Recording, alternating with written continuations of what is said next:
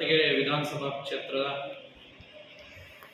ಮಾನ್ಯ ಗೃಹ ಸಚಿವರು, ಕರ್ನಾಟಕ ಸರ್ಕಾರ ಮತ್ತು ಜಿಲ್ಲಾ ಉಸ್ತುವಾರಿ ಸಚಿವರು ಡಾಕ್ಟರ್ ಜಿ ಪರಮೇಶ್ವರ ಸಾಹೇಬರ ಅಧ್ಯಕ್ಷತೆಯಲ್ಲಿ ದಿನಾಂಕ 15/9/2023ರಂದು ಗೋವಿನಕೆರೆ ಗ್ರಾಮದಲ್ಲಿ ಜನಸಂಪರ್ಕ ಸಭೆಯನ್ನು ಏರ್ಪಡಿಸಲಾಗಿರುತ್ತದೆ. ಅದರಿಂದ ಏನು ಸಿಎನ್-ದುರ್ಗ ಹೋಬಳಿಯ ಎಲ್ಲ ಗ್ರಾಮಸ್ಥರಲ್ಲಿ ವಿನಂತಿ ಮಾಡಿಕೊಳ್ಳುವುದೇನೆಂದರೆ, ದಿನಾಂಕ 7, 8, 9ನೇ ತಾರೀಕಿನಂದು ನಾಡಕಚೇರಿ ಸಿಎನ್-ದುರ್ಗ ನಾಡಕಚೇರಿ ಮುಂಭಾಗ ಸಂತೆ ಮೈದಾನದಲ್ಲಿ ಎಲ್ಲ ತಾಲೂಕು ಮಟ್ಟದ ಅಧಿಕಾರಿಗಳಿಂದ, ಎಲ್ಲ ಇಲಾಖೆಗಳ ವತಿಯಿಂದ ಏನು ತಮ್ಮ ಕುಟುಂಬಗಳಿಗೆ ಸರ್ಕಾರ ಸೌಲಭ್ಯವನ್ನು ನೀಡಬೇಕು, ಆ ಸೌಲಭ್ಯಗಳಿಗೆ ಸಂಬಂಧಪಟ್ಟಂಗೆ ನಿಮಗೇನು ಸರ್ಕಾರದಿಂದ ಸೌಲಭ್ಯ ಸಿಗಬೇಕು ಅಥವಾ ಕಂದಾಯ ಇಲಾಖೆಯಿಂದ, ಗ್ರಾಮೀಣಾಭಿವೃದ್ಧಿ ಮತ್ತು ಪಂಚಾಯತ್ ರಾಜ್ ಇಲಾಖೆಯಿಂದ ಮತ್ತು ಇತರೆ ಎಲ್ಲ ಇಲಾಖೆಗಳಿಂದ ತಮಗೆ ಸಿಗುವಂಥ ಸೌಲಭ್ಯಗಳು ಏನಿದ್ದಾವೆ ಅವುಗಳಿಗೆ ಅರ್ಜಿಯನ್ನು ಹಾಕೋದಕ್ಕೆ ಸೆಪ್ಟೆಂಬರ್ 7, 8, 9ನೇ ತಾರೀಕಿನಂದು ನಾಡಕಚೇರಿ ಮುಂಭಾಗ ಸಂತೆ ಮೈದಾನದಲ್ಲಿ ನಾವು ಅರ್ಜಿ ಸ್ವೀಕಾರ ಕೇಂದ್ರಗಳನ್ನು ಸ್ಟಾರ್ಟ್ ಮಾಡಿದ್ದೇವೆ. ಈಗಾಗಲೇ ಎಲ್ಲರೂ ಕೂಡ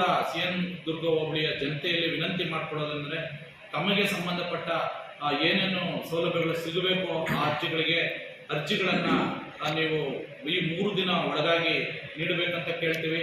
ಅದೇ ರೀತಿ ಈಗಾಗಲೇ ಜನಸಂಪರ್ಕ ಸಭೆಯ ಪೂರ್ವಭಾವಿ ಸಭೆಯನ್ನು ಎಲ್ಲ ತಾಲೂಕು ಮಟ್ಟದ ಅಧಿಕಾರಿಗಳಿಗೆ ನಾವು ಮಾಡಿದ್ದೇವೆ.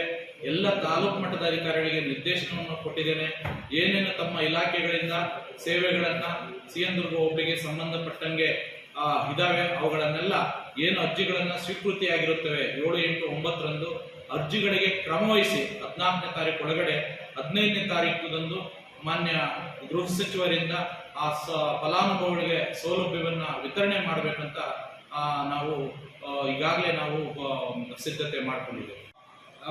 ಕಾರ್ಯಕ್ರಮಕ್ಕೆ ಈಗಾಗಲೇ ಸೂಚಿಸಿರುವಂತೆ ಮಾನ್ಯ ಗೃಹ ಸಚಿವರು, ಕರ್ನಾಟಕ ಸರ್ಕಾರ, ಮಾನ್ಯ ಜಿಲ್ಲಾಧಿಕಾರಿಗಳು, ಮಾನ್ಯ ಮುಖ್ಯ ನಿರ್ವಹಣಾಧಿಕಾರಿಗಳು, ಮಾನ್ಯ ಸಹಾಯಕ ಆಯುಕ್ತರು, ಮಧುಗಿರಿ ಉಪವಿಭಾಗ ಎಲ್ಲ ಅಧಿಕಾರಿಗಳು ಆ ದಿನ ಕಾರ್ಯಕ್ರಮದಲ್ಲಿ ಭಾಗವಹಿಸುತ್ತಿದ್ದಾರೆ.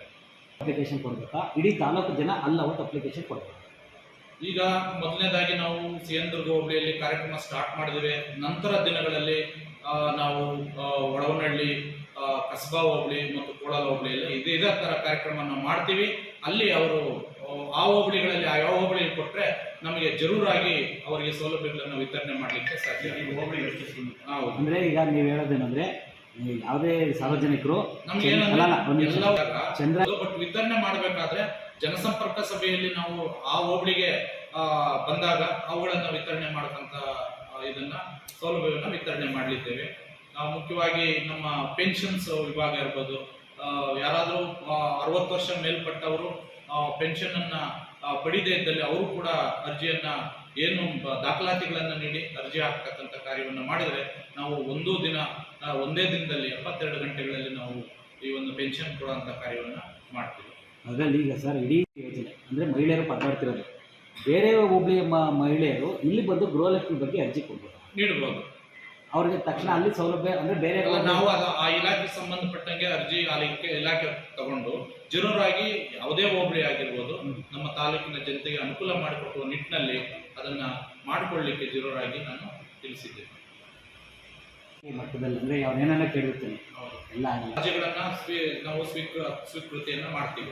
ಆಮೇಲೆ ಇದು ಆಹಾರ ಪಡಿತರದ್ದು ಅಮೌಂಟ್ ಇದ್ದಿಲ್ಲ, ಅವೆರಡು ಅದನ್ನು ಕೂಡ ಹೌದು, ಅದನ್ನು ಕೂಡ ನಾವು ಗೃಹಲಕ್ಷ್ಮಿ ಖಾತೆಗಾಗಿರ್ಬೋದು ಮತ್ತು ಪಡಿತರ ಅಕ್ಕಿ ಈ ಅಕೌಂಟಿಗೆ ಏನು 5 kg ಅಮೌಂಟ್ ಬರಬೇಕಾಗಿತ್ತು ಅದದ್ದು ಸಂಬಂಧಪಟ್ಟಾಗೆ ಯಾರ ಖಾತೆಗೆ ಅಮೌಂಟ್ ಬಂದಿಲ್ಲ ಅವರು ಕೂಡ ಅರ್ಜಿಗಳನ್ನು ನೀಡುವಂಥದ್ದಾಗಬೇಕಂತ ಕೇಳ್ತೀನಿ.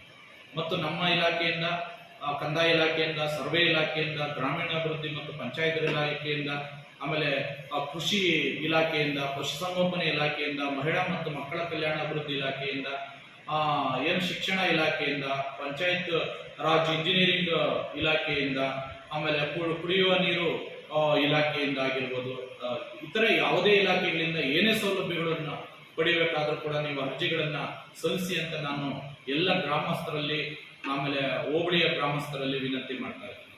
ಜಿಲ್ಲಾ ಮಟ್ಟದ